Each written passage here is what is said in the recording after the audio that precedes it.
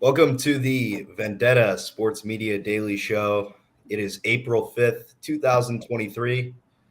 We have a lot of basketball on tap today. We're going to be reacting to a little bit of March Madness, a little bit of NBA news, and as well as we'll finish the show off with a little bit of baseball, a little bit of football, because football is king. We have to talk about it a little bit. Talking about that 24/7 NFL cycle a little bit. I'm Julian Casciano. I am here with Jerry Walker. How you doing today, Jerry? Pretty good. Can't complain. It's a nice day out in Nashville and ready to talk some sports because there's a lot of exciting stuff that's happened recently, especially in the basketball world. Absolutely, absolutely. Like you were saying with that basketball stuff, we will be reacting first to a little bit of March Madness. We'll just do a quick recap of the tournament a little bit, and then we'll get into a little bit of NBA stuff for the second half of our show. Probably be a little bit of a shorter show today. So let's just get right into it. UConn, national champions. They win the tournament on Monday. They dominate San Diego State pretty firmly. I think we all expected this one to come, especially with the way that UConn was playing in that first half. They looked a lot better than San Diego State that night. They were leading by 12, but all the analysts were saying that they probably should have been leading by 22 at halftime. So they flat out dominated San Diego State. They ended up winning the national championship. So what was your reaction to UConn winning?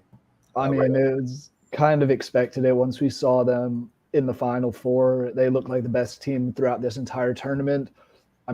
Beating Gonzaga by 30 or nearly 30 was kind of the biggest test they would face, that we thought at least, and they walked through that with ease. Didn't have too much to worry about against Miami, and then San Diego State was just outclassed, and like you said, could have very well been a 20-point deficit at a half. And props to San Diego State for hanging in there. I guess they did go like 8 minutes without making a field goal in that first half, that really hurt them for sure. But that just shows how good that UConn defense can be when they're actually clicking. And they won every game by double digits. They were by far the best team in this March Madness tournament, and I don't know if they would have lost to any of the one seeds if they had played them. So impressive run for them and kind of well deserved.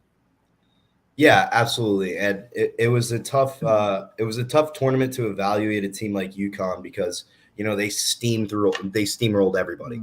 We thought their toughest matchup was going to be probably Gonzaga when they faced Gonzaga, and like we talked about with that game, they beat them by 30. And Gonzaga is a really, really good team, and I thought that Gonzaga could maybe get pretty far in this tournament had they knocked off UConn. But they did play, San Diego State in the finals, and they played Miami in the semifinals. So I think a lot of people are going to be sitting back looking at this UConn team and saying, hey, UConn won the national championship. Are they the best team we've seen in a long time, or are they a result of a weak tournament? And what do you think about that?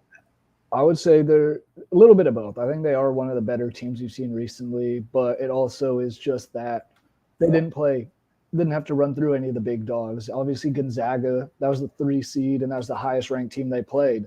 They got lucky with Arkansas beating Kansas and then steamrolled that Arkansas side. So I don't know. They kind of got their luck in the draw. St. Mary's was another team that was kind of decent in the regular season, but they were a 5 seed, so were smoked by UConn. Miami wasn't a easy match by any means because, I think they won the ACC regular season title. So it's a legitimate team there, and the ACC is historically one of the best conferences in basketball. But UConn just they never really looked in doubt of struggling against any of these teams in the March Madness tournament. Yeah, absolutely. They made pretty quick work of just about everybody, and I wouldn't say this tournament was necessarily like weak. I thought that the 1 seeds weren't very good. And that Alabama was probably the best team in this tournament from the perspective of the 1 seeds. But we really knew that the 1 seeds might be in trouble during the first round because, FDU upsets Purdue, probably the biggest surprise of the entire tournament. Oh yeah. And then Houston's not playing great against Northern Kentucky for a while. I think they only ended up beating them by like 7 or something. Yeah, and I want to say on that Houston, I think they were missing their best player, or he was hurt because he pulled his groin or something in the American tournament. But still, you're a 1 seed. You should not be struggling too much against a 16, like you were saying. Yeah, and I mean, they struggled pretty mightily, but at least they didn't lose. Yeah. Like Purdue, Purdue ended up losing, and that had to be the biggest surprise of the tournament, from at least from my perspective. Only one other 16 has beaten a 1 in the history of March Madness. That was a super surprising one. But another thing that really surprised me was the University of Arizona. I thought that they were going to make a pretty deep run into this thing. I was super excited to see a potential Sweet 16 matchup between Alabama and Arizona, or it may have been Elite 8. Yeah. One of those matchups would have been Alabama, Arizona, and Arizona ends up losing in the first round to Princeton. Who would have thought that? An Ivy League team in the 15. I mean, we've seen Yale in the past maybe getting upset as a 12 seed, but Princeton's not the same as some of those Yale teams in the past. But they did exactly what they had to, and it came down to the end there against Arizona. And like you said, I thought Arizona was going to kind of steamroll through a lot of these teams up until Alabama, and I was excited for that Elite 8 matchup, but went out the door on that first night, and that was it for Arizona. As a guy who went to Arizona State, loved to see Arizona losing, but ruined some brackets. And I mean, the brackets were all destroyed after, I think, the second game when Virginia, the former team that was the only other number 1 to have lost, they lost again to a lower ranked team in, was it not Furman? Who was it? Yeah, it was Furman. Yeah, Furman. Yeah, Furman, a 13 seed. So March was madness this year. It really was. And I mean, the whole college basketball season had been a little chaotic, with all of the 1 seeds kind of losing here and there. And no one really looked that dominant, which is why I think a team like this UConn team could slide in and kind of just go on a run, which they did. But no one ever looked that good in the regular season. It wasn't like years past where there's been Gonzaga with a 1 loss maybe, or Kansas who's just looked miles better than everyone. But yeah, and well, we're both Sun Devils, so we can say that we both root against University of Arizona. But yeah, I thought they were going to go on a pretty deep run. But like you said, yeah, there wasn't that dominant team that really stuck out to everybody. The way that UConn played in the tournament, they looked like one of those teams that was 33-2 throughout the year, and we thought that they were going to make that deep run, that 1 seed, but they had 8 losses during the regular season. Yeah. They were a team that was really trying to find themselves in the middle of the year, because they went on that really hot streak to start the season. They looked like world beaters. They were undefeated. I think they were ended up being like 14-0 before they lost, something like that. But I know that they needed to find themselves a little bit earlier in the season, and they struggled in some conference plays in the Big East. But then when the lights got the brightest and they really needed to start winning, they did, and they won a lot. So yeah, I would say that they were probably more of a result of being a really damn good team. Dan Hurley coached them pretty well, and that whole team was pretty solid. I also liked how FAU went on the run that they did. That was a pretty special run for them.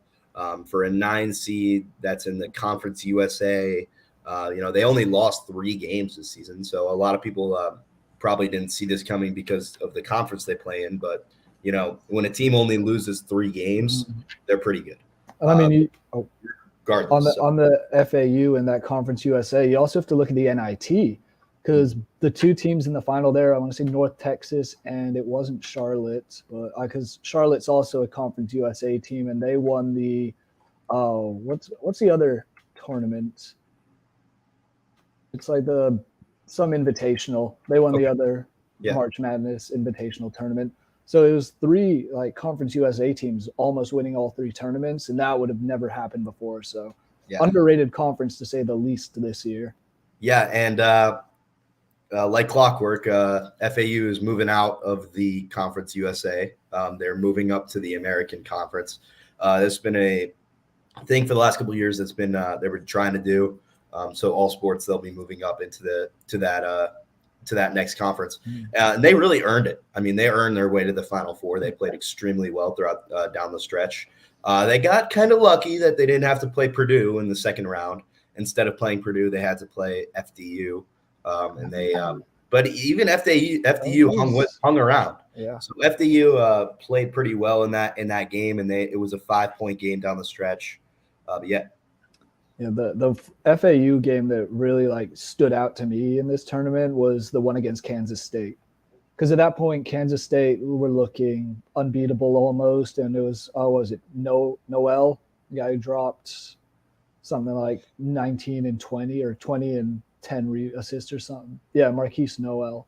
Yep. He went off in that game for 30 and 12, and I kind of thought Kansas State was going to be a Final Four team when they got the matchup with FAU, and then FAU shut them down late and won by 3. Yeah, FAU, they really pulled that one out of their hat. I think a lot of people expected Kansas State to win that game. Kansas State looked really good this entire tournament. Marquise Noel was a really, really good player. They had Keontae Johnson, who fouled out late in that game. Noel, I mean, against Michigan State, that game that went into overtime. Noel had, I think his final stat line was like 19 and 18. Okay. So he had a ridiculous game that day. 18 assists is just unbelievable. He's not to mention he's 5'10". So doing it at the biggest stage and leading his guys, that was a really fun team that I think a lot of people kind of hopped on as soon as they beat Michigan State in the Sweet 16 because they were going to the Elite Eight that night. And yeah, that was a really good game. One of the better games of the tournament as well that I really enjoyed watching was Gonzaga UCLA.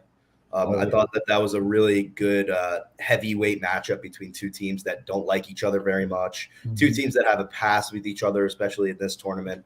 All I remember is that 2021 tournament where a guy hit the shot from inside of half court. I'm blanking on his name. Was it Suggs? I think it was Suggs. Oh, yeah, Suggs. Yeah, he hit that shot from inside half court. And we got treated to another really good matchup this year. It looked like UCLA was going to start running away with it. They were up by 13.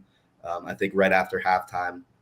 And then Gonzaga stormed back and eventually won that game with the Julian Strawther 3 from way downtown. So that's always one of my favorite matchups. I hope we get that one in the future too. Oh, yeah. I mean, that game was so much fun. Like you said, there's history between the two, especially in March Madness. And this was another game that will go down in the history of great March Madness games, and kind of something that we look forward to year in, year out is these teams that don't necessarily play in the regular season very often, but when they do in March, something special is always going to happen, and it makes it so much more fun. Yeah, absolutely. And it's hard to really find these rivalries, right, in March because the essence of March Madness is such a random tournament and everything is so randomized. All these matchups and the seedings and all that kind of stuff are so hard to predict, and it's hard to get matchups. So it's pretty cool when you get an actual rivalry in this tournament. Gonzaga is going to have to figure out life now without Drew Timme. What's your perspective on them for next season and a little bit in the future here? I don't know. I mean, losing Drew Timme, who's been the staple of that program for what seems like the last decade, but it's time for a change. He's finally run out of eligibility to play, and it's going to be, I think they'll take a big step back. I think St. Mary's we've seen get better and better over the last couple of years. I think this could be their conference to run for at least the next 2 seasons. But Gonzaga's always that team. They have the good coaching, they get recruits, and they'll find a way to be a consistently good team again in the near future. Might take a year or 2, but I think they'll be fine shortly after. Yeah, that's totally a good perspective because St. Mary's has been building a program here for the last couple of years that is not to be scoffed at because they've gone pretty far in this tournament several times. And did they win the Western? I thought they won the Western regular season. I believe they did. I believe they won the Western regular season, and then Gonzaga won the conference tournament. Yeah. But either way, that rivalry is really strong out there in the West Coast Conference. I like St. Mary's now. They're a little bit deeper, I think, and they're going to have a lot of depth for the future. And they recruit very well, but so does Gonzaga. So it's going to be a nice little matchup, a nice little rivalry out there on the West Coast to look at. But yeah, looking at a little bit of the awards for college There, basketball. there was. Can I just Yeah, mention one more game that like really stood out to me and kind of just the chaotic ending was that San Diego State Creighton game. yeah, That was a little wild of an ending. It seemed like there was a. It seemed like to me when I was watching because I had no audio on. I was at work watching on the TV and saw San Diego State go for a shot, missed it, thought it went to overtime. I come back and see San Diego State shooting a free throw, and then Creighton gets a chance at the end, and it wasn't to be. But little chaotic end there. I think we should talk about that foul a little bit. It looked like, he did push off with the left hip, off his left hip a little bit, but it was a really close play. I mean, the way that they called it at the time, like you said, you weren't watching with any audio. You had no idea it was a foul. He went up, no arms were hit, and it was definitely not a flagrant.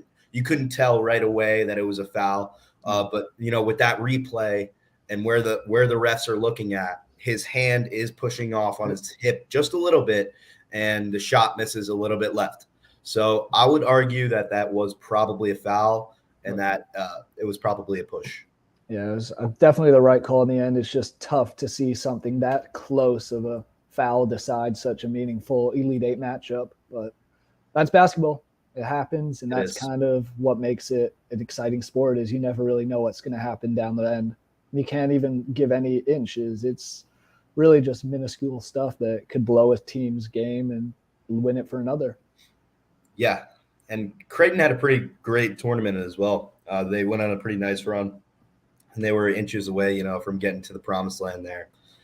So yeah, like I was about to get to a little second ago, you're good. The Naismith, that goes to Zach Edey of Purdue, the center, the big man. We know how it went in March Madness. They lost in the first round, Purdue.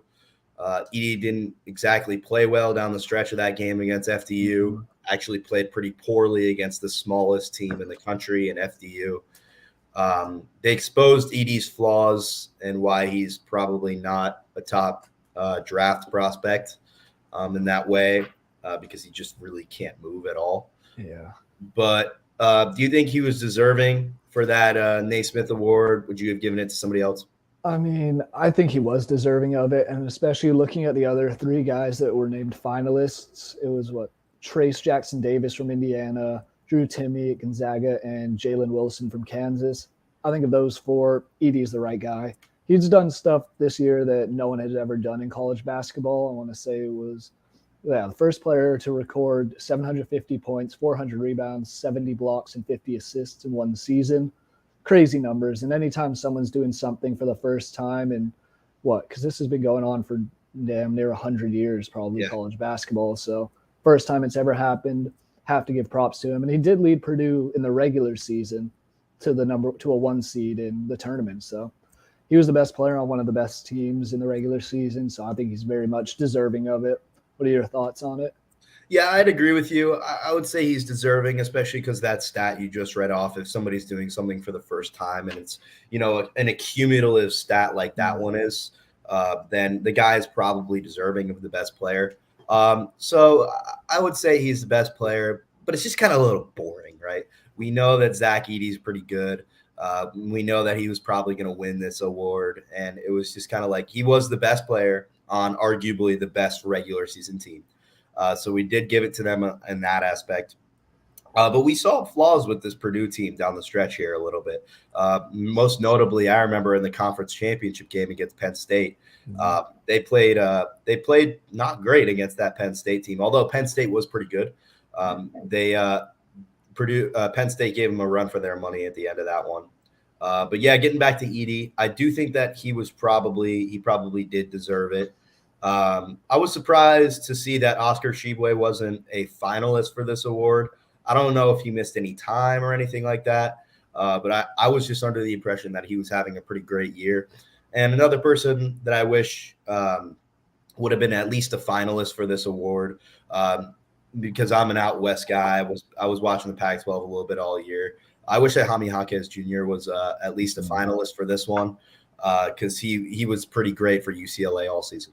Yeah, What do he you think? was. I mean, he's been a star player there for as long as he's been there, which also he's another guy that seems like he's been there for a long time. Because I remember watching UCLA, Arizona State games when I was in college and seeing him play, and he's a very good player. I think he'll do well at the next level. I think he will get drafted at some point, but kind of I don't know. It's just one of those things that maybe it is the fact that it's the Pac-12 and you get all the late night games that people aren't watching necessarily around the rest of the country. Which same issue with I would say with college football in the Pac-12. It just doesn't get the respect at times because it is those late night Pac-12 after dark games that kick off at almost midnight on the East Coast. So that makes it tough, but deserving of it wasn't to be. And I don't know. I think he'll have a better career down the road than Zach Edey will. I think Zach Edey could be very much like a Luka Garza type career where it's just he might bounce around the G League a bit, but he's not quick enough for his size to compete with the centers in the NBA like Embiid, Jokic, even Giannis at times. It's just too slow and not athletic enough. Yeah, I'm with you on that one. I mean, seeing what I saw from Edie down the stretch of this year, what is he, like 7'4"? Yeah. So when a player is that tall, he's that big, there's going to be questions about mobility and about how quickly a player can move around and how athletic he is. And that was always really a big problem for centers in the NBA. And this is the classic example of a center that is too big for his own good, So he has trouble moving around. But I think a team will jump on him and put him on their G League team. Whether that's in the second round of the draft or he goes undrafted and he's a free agent.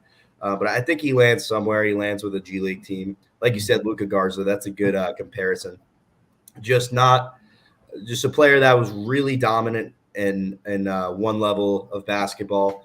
But like, De'Aaron Fox said it of the Kings. He said it pretty well, that college basketball can be a game where, it's completely different from the NBA. Absolutely. Like other sports, it's not really, you don't notice it as much maybe with college sports. Like college football, you might not notice as much the gap between the NFL, although there is a pretty solid There's gap. a huge, yeah. Yeah, there's a huge gap, but you might not notice it as much. I think you definitely notice it a lot in college basketball. Just the way that the shot selection of players, the way that players move around, and you can tell when there's an NBA player on the court. Like Isaiah Wong in Miami, that guy is going to be in the NBA. Yeah.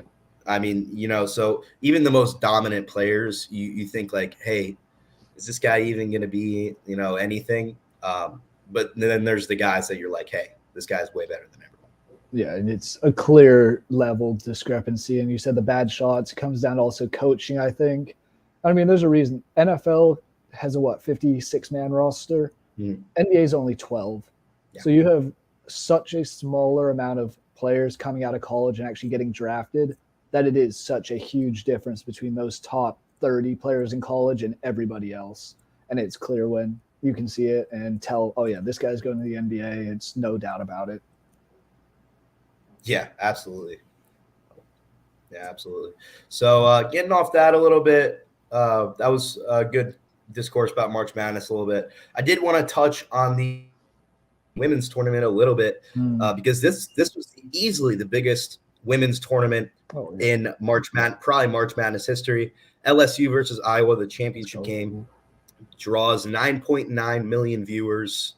So that was a pretty awesome thing to see, that this sport, women's basketball, college women's basketball, is growing. It's good basketball too. When you see Caitlin Clark dropping 40-point triple doubles, it's Angel Reese. No one in the men's tournament's even done a 40-point triple double. So yeah, exactly. Stuff there. Yeah, exactly. So it's pretty cool when you're able to see history. So I did want to talk about Angel Reese a little bit. She obviously was taunting her opponent. This has been all over the internet for the last couple of days, and people are trying to see, where this is coming from. But they're also trying to see, it was this motivated in a different way. So what do you think about the whole Angel Reese taunting Caitlin Clark situation? when Caitlin Clark was taunting players, there was no issue throughout the rest of the tournament and throughout even the regular season. So suddenly Angel Reese does it to Caitlin Clark, and it's, oh, she's the bad guy. Why is she being disrespectful, rude? I think there's a narrative we all kind of think there might be in terms of that, but I don't see any issue with that. I think Angel Reese proved that she's one of the top players, and she was doing it all season as well, saying you're too short to players. I mean, she had the most double doubles in, I think, women's basketball history in a season. So, rightfully so, she's backing up what she's saying on the court. So, I have no issue with it. I think it makes college basketball more fun and just sports in general more fun when there is that trash talk, a little bit of taunting. That's where, like, the NBA, one of my issues is it's just a little too friendly. We like having these I like having these competitive rivalries between players. In the NBA, it's, oh, everyone's friends with each other now. And I guess that's good to an extent, but I enjoy seeing stuff like that between Caitlin Clark and Angel Reese. Yeah, and it's that's one of the big issues with baseball as well, is that we don't have a lot of trash talk anymore. We don't have a lot of brawls anymore, and like everyone's friends with each other. And you get it to a certain extent. We want these players to like not want to kill the other player, but absolutely. At the same time, a little bit of trash talk makes everything a little bit more exciting. I don't think Angel Reese should have done what she did at the time. I thought that it was a little bit out of line because they were winning by 15. The game was basically over. There was I think 3-4 minutes left in the game. Mm-hmm. And I get it. But she's following her around and she's doing this and she's pointing at her finger. So I don't know. It could go either way. I would say that Angel Reese wasn't. I'm not going to dog on the girl. I think she was extremely good at what she does this year. And LSU won the national championship because of her, largely because of her. So she can do whatever she wants. But I just thought the backlash was kind of interesting because everyone, kind of ate her alive for doing this. And then you see Shaquille O'Neal online, defending her. And this was pretty chaotic. But I think that the people at the women's championship tournament, they're feeding off this right now. They're saying, hey, this is fine. She could trash talk all she wants. All this is going to do is grow our brand and make people want to watch. Exactly. And I mean, to the extent of her pointing to the ring, her finger saying, oh, we get in the ring. She was doing that all through even the SEC season. She'd been doing that pretty much, that mindset. She was getting a crown put on her head at LSU after wins and kind of just was there all season. So I don't know why suddenly in the finals they made a big deal about it. But that's part of basketball. You latch onto a storyline, and that's what helps grow the sport, especially on the women's side. And next year, I think it could be even more exciting because Paige Buchers is back at UConn. She's probably one of the best women's basketball players on the planet, at least in the college level. So a lot of talent. I know Angel Reese is coming back. I think Caitlin Clark's going back to Iowa for another season. So it should be an exciting one and probably more trash talk down the road. Yeah, and when you have a team like South Carolina who is 36-0 going into their Final Four game and then they lose, that the next season is probably going to be pretty exciting and South Carolina is going to be pretty motivated. They looked like the best team on earth by far for a long time, and we thought that they were probably just going to steamroll through that entire tournament. They end up losing in the Final Four. Just adds parity to the league. I think that the women's tournament did it really well this year. I don't know if they usually do this, but the days that the men's tournament is not playing are the days that they're playing. So, obviously, just using the Final Four for an example, the two men's teams play on a Final Four weekend on Saturday, and then the two women's games are on Sunday. So the way that they're doing that is really good for them to try and get some more views and to try and get a little bit more, just because people in basketball fans, they're going to want to tune into that. So when they get a ton of views like they did in the championship, all signs are pointing positive for women's basketball. Absolutely. And I mean, I think I saw something on Twitter at one point before the women's final, and it was something like the cheapest women's final ticket was $550, say. The cheapest men's ticket was like $75. So that just shows that they are marketing it well. People are paying good money to go and watch these girls play basketball. So it's good step up for them. We'll see if they can keep expanding on it. And like you said, it is good. It was great planning out, have their 2 Final Four games the day before the men's Final Four and the final before the day before. And it kind of worked out. And we saw that with the views. I think you said 9.9 million people tuned in for the final. So it's good they don't have anything to compete with at that time. So Yeah. And it was interesting with the attendance thing. I thought, and like, the price of tickets, I think a lot of that does have to do with the fact that they weren't playing in a football stadium like the men's Final Four was. There's a ton of seats in that NRG stadium. But yeah, either way, we'd like to see high ticket prices. We like to see all these viewers for the women's game. Let's grow this game a little bit more, and we'll get back to it next year, and it'll be probably a pretty fun tournament again. Absolutely. So moving on to a little bit of NBA. We talked a bunch about college basketball. We got probably half our show in just on that, a little bit of men's, a little bit of women's. So the NBA, we are really down the stretch here. The play-in tournament is, less than a week away. We're pretty much here. I think it's actually exactly a week away today. Oh, hell yeah. So we are pretty much here with the play-in tournament. Only 3 games remaining for a lot of teams. Only 2 games remaining for a bunch of teams as well. So the Dallas Mavericks, really, really tough end to their season. Yeah. They've just struggled like crazy down the stretch. Ever since acquiring Kyrie Irving, on February 10th, they had a 96% chance to make the playoffs, and that was before they acquired Kyrie. Today, they have a 6% chance of making the playoffs. But I think that was yesterday, and the Thunder lose last night, so they have a good chance to now even it up. Either way, Dallas should not be here. No, Dallas, with anytime you have Luka Doncic on your team, and even Kyrie now, when you have both those, you should not be fighting for that play-in spot.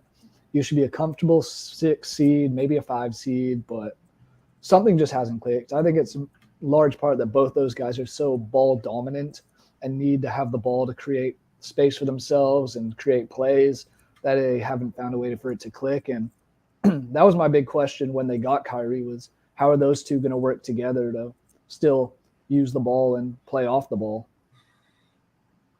Yeah, and that's an interesting perspective. That's definitely true. Those 2 guys are 2 guys that they're going to demand the basketball.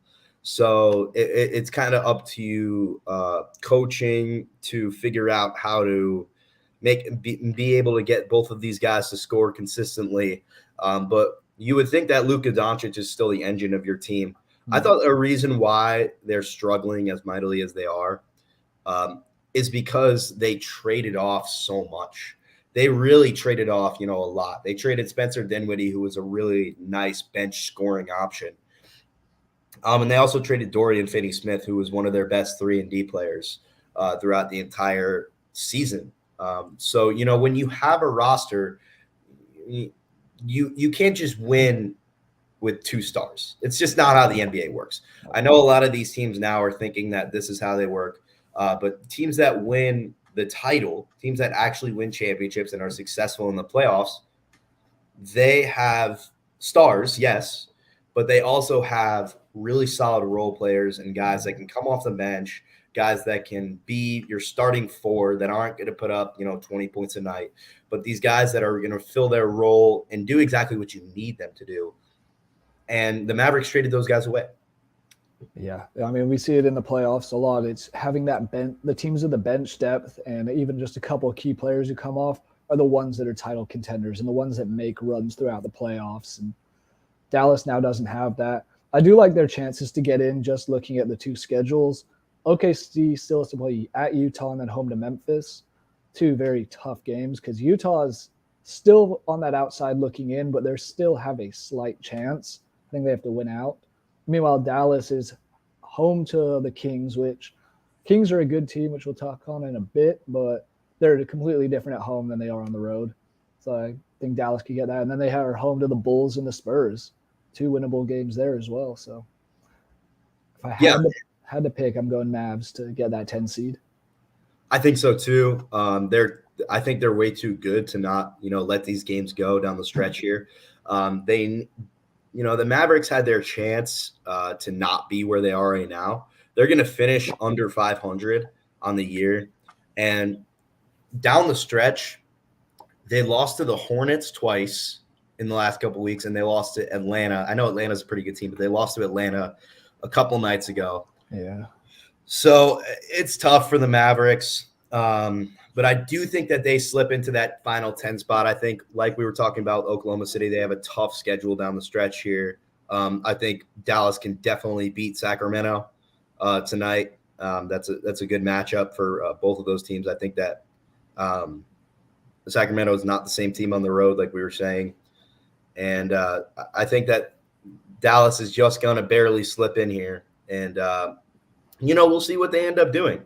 They're going to have to play against, what is it? They're going to have to play the 9 seed, right? Which is looking like it's going to be either Minnesota or New Orleans. There's a half game separating them, with New Orleans at the 8 seed currently.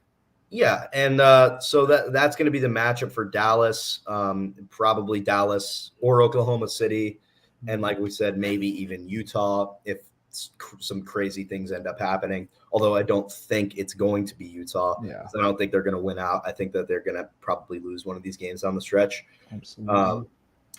So the West, interesting to say the least.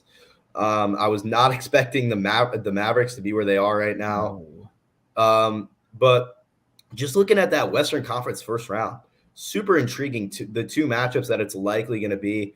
I know that the Lakers can still get into that 6th seed. Yeah, so they're actually tied with the Clippers right now. And that's the big game. Those two play each other tonight for the final time this season. So winner of that'll be a game ahead and be in that 6th seed. But Lakers have a tough schedule left also. They play at the Clippers, then home to the Suns, and then home to Utah. So they have their work cut out for them. And meanwhile, the Clippers are obviously Lakers, home to Portland, and then at the Suns. So it's going to be, I think the winner of tonight's game will get that 6th seed. And I think they can give trouble to Sacramento. Oh, absolutely. Like we were saying, that 6th seed is really up for grabs. And these two teams are going to be fighting tonight for that 6th seed. Clippers, Lakers, obviously the loser can make it still as the 6th seed, but they would be at a strong disadvantage. The loser of this game can still make it in as the 6th seed, but they would be, like I said, at a strong disadvantage. I'm going to be all over that game. I didn't know that they were playing tonight. I knew that they were playing at some point down the stretch here, but that's super exciting. The Lakers, if they can come away with that game, I like their chances to end up as the 6th seed. I think that they can give the Kings some trouble. But the Kings did win the Pacific Division for the first time since 2002-2003 season. So, Jerry, do you think, are the Kings for real? Are they going to win a playoff series? It's hard to say that a team, that won as many games as they did isn't for real. I mean, they won 48 plus games. Right now they're 48-31. It's hard to say that they aren't for real, but they're still the Kings. Their roster isn't great. Yeah. So what do you think? Do you think they can beat the Lakers, the Clippers in the first round? I think they have a better chance of beating the Clippers than the Lakers, solely because I think the Clippers bench is a little weaker than the Lakers. And I mean, anytime it's LeBron and AD playing well together and healthy, they're a dangerous, dangerous team. But I don't know. Sacramento is kind of giving me vibes of the Utah Jazz in the past. Outstanding regular season, outstanding at home, but find a way to kind of just choke it away in the playoffs. That lack of experience is huge. And if they play the Lakers, obviously I mentioned LeBron. He has more playoff experience than most players ever. So I think it'll be a tough matchup against either of those LA teams. And I think the Kings would lose to the Lakers, but I think they would beat the Clippers in maybe 7. But I think that's about as far as it goes for them. Correct me if I'm wrong, but Paul George is still out, right? Yes, he is. He's out for, I think, another 2-3 weeks. Yeah, so I think the Kings are pulling for the Clippers tonight. Yeah. And down the stretch here. I think that they would way rather play, a Clippers team without Paul George than LeBron and AD, who are hot right now. The Lakers have caught heat down the stretch here ever since LeBron has came back. So even without LeBron, they were looking pretty strong. So I think that the Kings would rather play the Lakers. I Mm. think that the Kings are going to push it. I think they're going to win at least 2 games. I don't see them getting swept by anybody. I think that's No. pretty unrealistic. But yeah, I don't.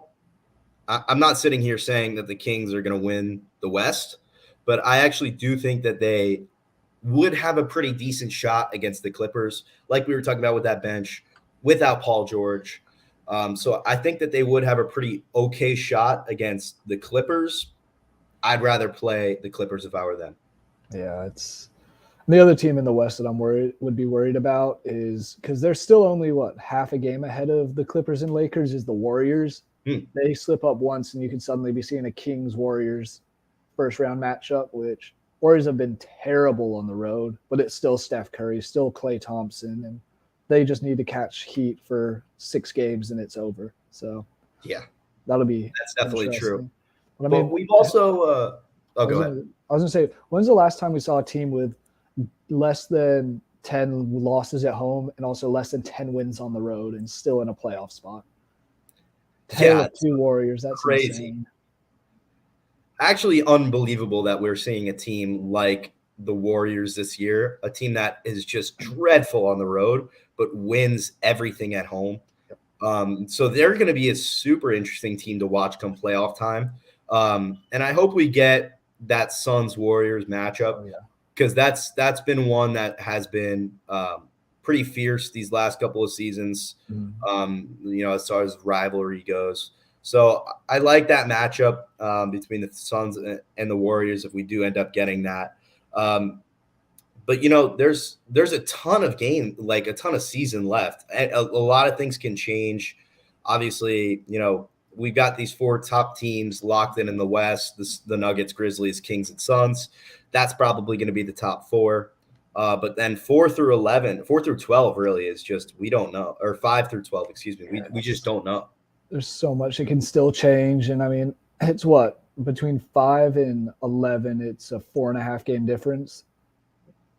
Anything can happen there. It's so exciting, and this is one of the benefits to adding this play in is you get to see more teams play meaningful basketball down the stretch and try and fight for that 10 seed now instead of fighting for the 8 seed. But makes it super exciting. Let's put it that way. Meanwhile, in the East, the East is the opposite of that. It's pretty much just locked in here. With everybody is clinched, I think already. But the teams, the 10 teams that are in the play-in right now are going to be the 10 teams that are in. Yep. So the Pacers are eliminated; they're the 11 seed. So the Bulls are the 10. And there could be some shuffling around there. But, yes, I'm way more intrigued by the West than I am the East. It's going to be way cooler to watch down the stretch here. Do you think that benefits the teams in the East, though? Like, come playoff time, is they have had a couple games where they're able to rest players and get healthy and all fully recovered before the playoffs, whereas the teams in the West are actually having to play intense playoff-type games for the last week of the season. Yeah, I mean, a team like the Lakers, Lakers or Clippers, whoever ends up winning this game, they're going to have to fight, each other right now tonight, and then they're going to have to play their best basketball down the stretch here just to make the play-in, just to, get into that play-in. So they're going to be tired. They're going to be putting a lot of effort versus teams on the East. Absolutely, it does them to an advantage. So now they can rest players. A team like the Knicks that are locked into the 5 seed, they're not budging from the 5 seed. That's already confirmed. They can rest for the rest of the season, get ready for the first round, watch the play-in tournament from home, and just be prepared to play whoever they end up playing. So it definitely does the East an advantage a little bit. But getting back to the West a little bit, obviously the Nuggets have the best record in the West. I think they've clinched the 1 seed. Might be wrong, but I think they have. Not yet. The Nuggets could have clinched the 1 seed with a win against Houston last night, but instead they were blown out by nearly 20. Wow. Okay. So we're getting blown out by Houston here. If you're Denver, pretty bad. But here we go. The Nuggets are concerning. I don't know what to make of the top of this Western Conference. The Nuggets, Grizzlies, Kings, and Suns, Who do you think is the best team in the West? I would love to say the Nuggets because grew up in Denver, followed them for a long time, but I just don't see it happening this year. Grizzlies, I think, have too many issues off the court that might be a little distraction come playoff time. I also don't think they're nearly as good as their record says. And then we talked about the Kings. I still think the best team in the West, now that they're healthy, are the Suns. Obviously, their bench to me is a little bit of a concern, but when you have KD, Devin Booker, DeAndre Ayton all kind of hooping right now, that's a dangerous, dangerous team that no one wants to play in the playoffs. No, you definitely don't want to see the Suns come playoff time. They're really strong. They've got Kevin Durant and Devin Booker, and if those guys are humming healthy together, I'd be concerned if I was, a team like Golden State have to match up with them in the first round. Yeah. That's definitely a tough matchup. I would say that the Nuggets have a slightly better bench and probably a little bit more depth than a team like Phoenix, Memphis, or Sacramento. But I'm not yet ready to call them the best team in the West because I don't think they are. I mean, they've played well and they've kind of fallen into that one seed. That when you have Jokic can dominate night in and night out. But I just don't see him yet. Yeah, it's when Jokic isn't on the court that the Nuggets struggle. And as of late, I know there was a point in the last month that the Nuggets were 7 games ahead of Memphis for that 1 seed. Now it's just a 2-game difference. Nuggets have struggled mightily down the stretch. I mean, and it's losing against bad teams. Obviously Houston, but they go and beat the Bucks. They beat the Sixers, obviously without Embiid, but still good marquee wins. And then they lose to teams like Utah and the Rockets. And it's not games you should be losing when you're trying to prove that you are a title contending team. Yeah, absolutely. You can't really lose those kind of matchups if you want to win, the whole thing. But it could also be, who like a lot of these players going to a game like the Nuggets and or a game like the Rockets and they're saying, who cares? We're probably going to be the 1 seed anyway. Can you have that mindset and still win? I don't think so. You can't get complacent. And I think that's what Michael Malone was getting on the Nuggets about last night is, you have a chance to clinch the 1 seed for the first time in franchise history. You're playing the worst team in the West, and you come out and do that, lay a major goose egg. Not a good look for the Nuggets heading into the playoffs. And I think if everything clicks, they could make the finals in the West. I don't think they would win it or win the NBA finals. I think they could maybe make the finals if other games go their way. But looking at just the matchup seeding right now, I would be very excited for a Nuggets-Suns second-round matchup.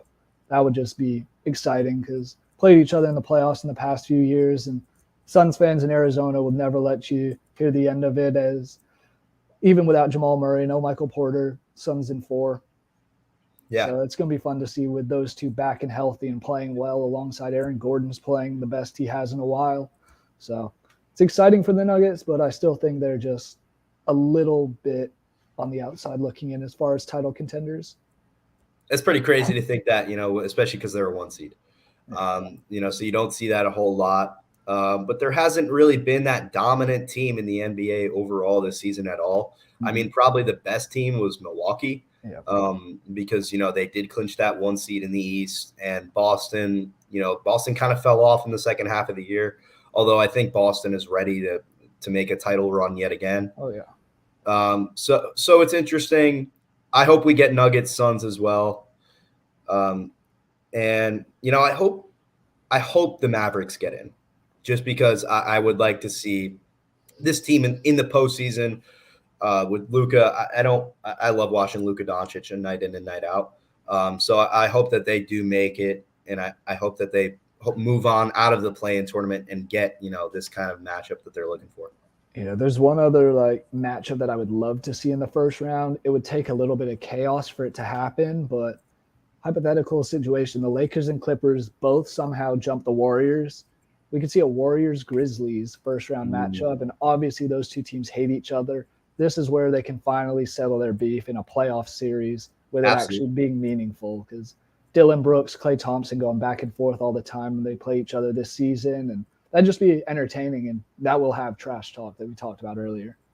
Yeah, and they would run back that playoff series that they had last year. That was so entertaining that we watched down the stretch. That was such a great game that we, great tournament, or excuse me, a great series that we got treated to. So that was a really cool one. And the Mavericks, I hope they get in. The Warriors and the Grizzlies, that'd be a super fun matchup. So getting to our final NBA point of the day today, we're going to look at a little bit of MVP, a little bit of predictions for the best players and the awards for this year. So right now, a lot of people think Joel Embiid. He went crazy last night. He dropped 50 points. Did he lock up the MVP last night? Is it his to lose? Yeah, I think it is at this point. I think last night's statement win against the Celtics, if they were playing maybe like Orlando or some of the lower seeds, maybe it's less impressive. But you're going against a team ranked right above you, team that seemed to be your kryptonite throughout most of the past few years. That's a statement performance, and I think it does lock it up for him. As much as I would like to see Jokic go for his third straight, the Nuggets struggling down the end, and the Sixers are getting hot right now. So that kind of is a big difference. I'm still upset we didn't get that matchup last week between Jokic and Embiid, but it is what it is. So, yep. What do you think? Do you think either it's Embiid's to lose? Do you think anyone else can hop into this conversation? I think that it's Embiid's to lose right now. I think he's earned his way to this MVP award that he's going to get. I think Giannis is probably on the outside looking in, and I think Jason Tatum has been on the outside looking in for the last couple of months. I think that his play kind of dropped off a little bit, especially with Embiid playing really strong. But yeah, I do think it's Embiid's award to lose.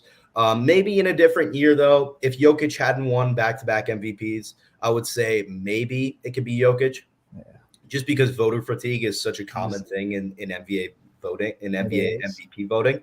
They don't really want to see Jokic, in my opinion, win a third one in a row. I think that does play into it a little bit, but I do think that it's Embiid's to lose right now.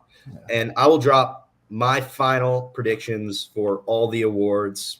I'm not really deviating too much off of the betting odds, just because I think a lot of these picks are already locked in. So for MVP, I've got Embiid. I think he's going to wrap it up pretty easily. Defensive Player of the Year, I'm going to go with Jaren Jackson Jr. He's been the betting odds favorite since the All-Star break. He's been an absolutely electric defender. It could be Giannis, but I don't think Giannis gets it. The guy who I was surprised to see is so high up in the betting odds for Defensive Player of the Year is Brook Lopez. I know there's a point when I was doing the Daily Show last week, and I looked, and I think Lopez actually had the favorite odds. He was like -110 to -105 for Jaren Jackson, which I didn't even know he was having that good of a season, especially defensively. But yeah, his defensive stats are pretty impressive, and it's hard to kind of evaluate defense in NBA sometimes. But I do think that Jaren Jackson Jr. is probably the biggest presence in the inside, and he was. I'm surprised to see Brook Lopez on there as well. I was checking that out. Brook Lopez, I mean, I can't believe that he's amongst the reigns of the best defenders in the NBA. It's just kind of weird to think about. I thought coming into this year, I more looked at Brook Lopez as a guy that's, he's washed up maybe a little bit, coming towards the end of his career, but he's still in the thick of the MVP or the Defensive Player of the Year voting. And as far as Sixth Man of the Year goes, I like Emmanuel Quickley from New York. I thought that when Jalen Brunson went down, he played unbelievably well, and he earned the right to probably get that award. So what do you think about Quickley?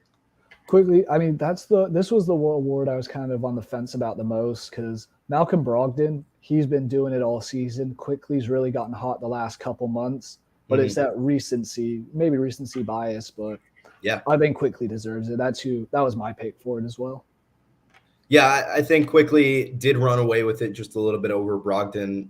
Brogdon was solid all season long, but like I said, Quickley just caught absolute fire, especially when Jalen Brunson went down with injury. Quickley was playing extremely well. Coach of the Year, no brainer for me. It's got to be Mike Brown of the Sacramento Kings. He coached a roster that's not very good, and turned them into a team that may win 50 games. probably going to be a top 3 seed in the Western Conference Pacific Division champions. So do you have any contest to the Mike Brown pick? Nope. Anytime you lead a team to the playoffs for the first time since in over 20 years or almost 20 years, you deserve it. Yeah. And the only other person I could think maybe get it is it Mike Budenholzer? Is he still the Bucks coach? Yeah. Yep. But even then, he's won it recently. The Bucks are that good of a team, and sure they have the best record. That's the only reason I'd lean towards him at all. But this is Mike Brown's award. It doesn't matter who else is even in the running. It should be it's a one-horse race. It is a one-horse race, and I believe this is Mike Brown's first year as coach with the Kings. I might be wrong on that one. No. It might be, though. In any scenario, when you take a roster that's not very good and you lead them, to the promised land, to the Western Conference playoffs for the first time, like we said, in 20 years, it's something to look at and really be proud of for Sacramento, no matter how this season goes. I will say I'm looking it up. Yeah, this is his first season at the Kings. But I didn't realize he won Coach of the Year twice before. Or once before. He won it with the Cleveland Cavs in the 2008-2009 season. So okay, I didn't know he was with them. Yeah, I was gonna relate him to first-time head coach, but he's not a first-time head coach. So in the NFL this year, a coach that came on for the first time was Brian Dable with the New York Giants, and he ends up winning Coach of the Year with a pretty bad roster. So it's pretty similar to the Mike Brown thing. Absolutely. You take a roster that's not great and you take them to the playoffs, and it's not like the Kings are slipping in as a 10 seed here. They are the 3 seed in the West. Division winners of a division that has the Lakers, the Clippers, the Warriors, and the Suns. Yeah.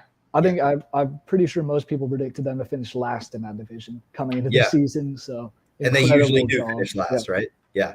Incredible job by Mike Brown and the whole Sacramento Kings staff. So, very deserving of that. Another award that's probably pretty locked in is Paolo Banchero of the Magic. He is probably going to win Rookie of the Year. So I would say that he's, I think he's like minus 1,000 right now. So he's pretty much locked in, just as Mike Brown is. Yeah. So I think that Banchero, however you say his last name, I think that he does win it. And this rookie class wasn't very star-studded. It was underwhelming, to say the least. Yeah. And Banchero takes the cake with I know he averaged 20 points a game, so I think he was easily the best player in this class. Yeah, his betting odds are up to minus 5,000 now to win Rookie of the Year. So that's a lock. Because the other guys there, Jalen Williams is the only one close to him, and then Walker Kessler, but he's really only gone off the last month. So this has been Paolo's award to lose all season, in my opinion. Was the first overall pick for a reason, and he's proved that this year with Orlando, who still a very rough team, but they have a star on their hands. See if they can keep him.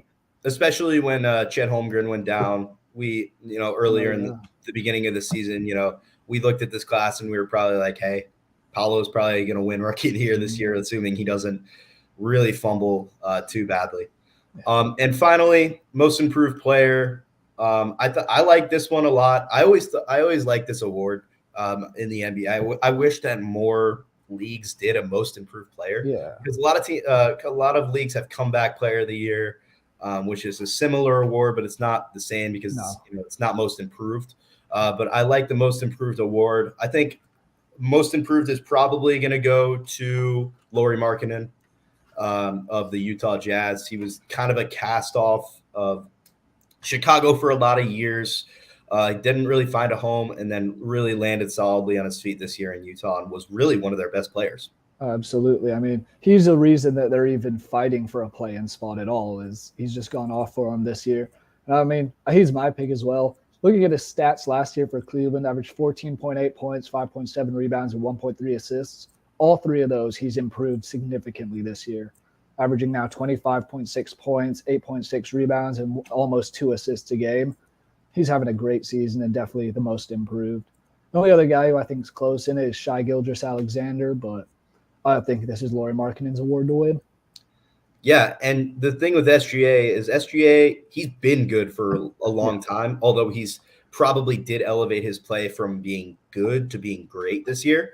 But I don't think it can beat anyone else other than Laurie. So honestly, these awards this year are pretty cut and dry.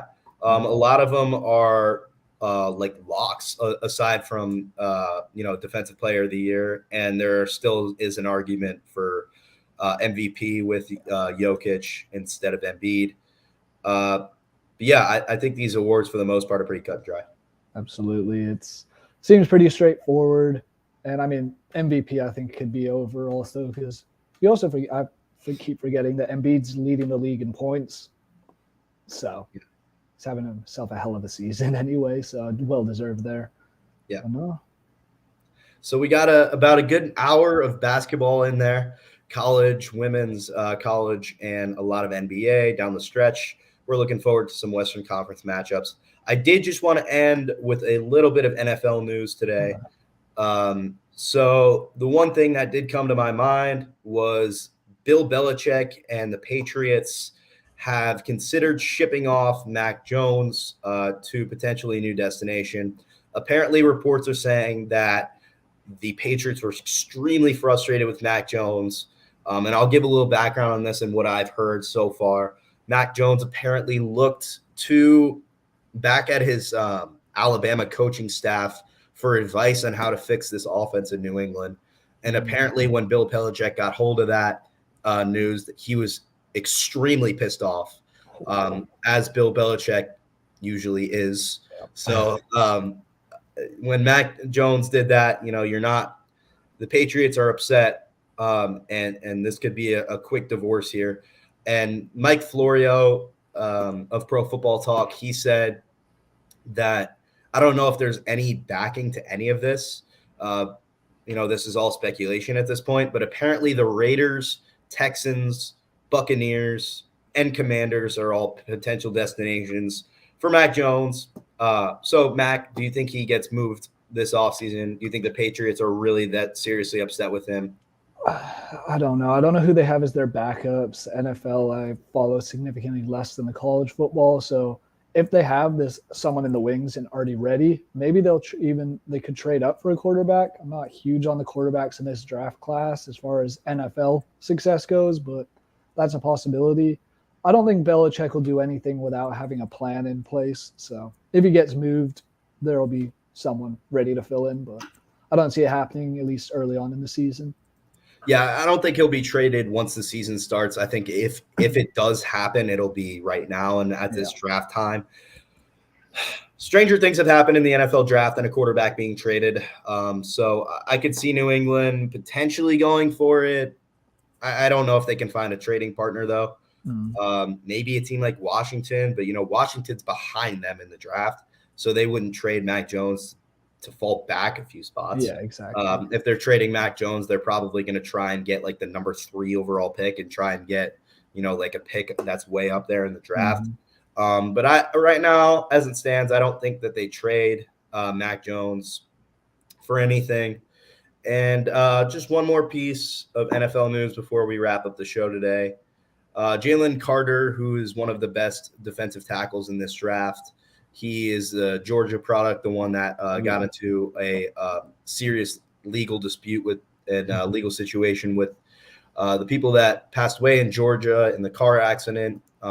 And, he is now, with all that's been going on with him off the football field and everything that's been happening, he's declining to meet with any team that's drafting outside the top 10. So Carter is either himself extremely confident or he's been told to be extremely confident that he's going in the top 10. But ballsy decision. I mean, with a guy that's had as many off the field situations as he had, if he's not going to meet with a team that's drafting outside the top 10, I mean, that is just that might show you more about his character. Yeah, that's crazy. Either he's really confident. I mean, don't get me wrong. He was the best defensive player in college football last year, but we've seen that happen with other players where they have a little off the field dispute or issues and suddenly they fall in the draft. If he falls outside the top 10, I don't know if anyone will take him until probably like 4th round. And even then, it's because was it Laramie Tunsil? Yep. The guy who got caught hitting the bong and then suddenly went from a top 10 pick to like a 3rd rounder. And now he's one of the highest paid O lineman in Yeah, the he's an NFL. offensive lineman. Yeah, Yeah.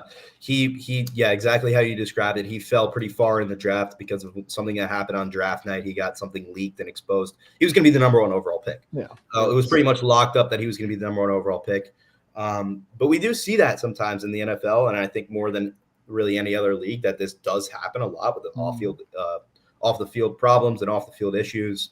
Jalen Carter, any team that gets Jalen Carter is going to get an extremely good football player. Yeah. But, it's hard to speak to his character Absolutely. off the field. So it's going to be interesting to see come draft night what teams end up doing. Will the Patriots trade Mac Jones? Is Jalen Carter going to go in the top 10? All things to be decided. I have one more point just on Jalen Carter to make, and I wonder if teams have learned from that Laramie Tunsil incident where we passed on him because of an off the field issue. Now he's an insanely good player on the field, and you ignore exactly that. Right. I wonder if something will happen like that with Jalen Carter. Team will still take him. I still think he'll go top 10, but we know that these NFL organizations are cutthroat, and they're going to try to do their best to field the best team, regardless of how a player acts. Just look at Deshaun Watson. Exactly. So I think that's good to wrap up the show today. We got an hour plus of footage, a little bit of NBA, a lot of college basketball, women and men's, and then we wrapped up with a little bit of NFL today. Jerry, anything else you want to say? No, not really. It's the crunch time in hockey, basketball, baseball is just starting. So great time to be a sports fan and very excited for everything that's happening. Absolutely. All right.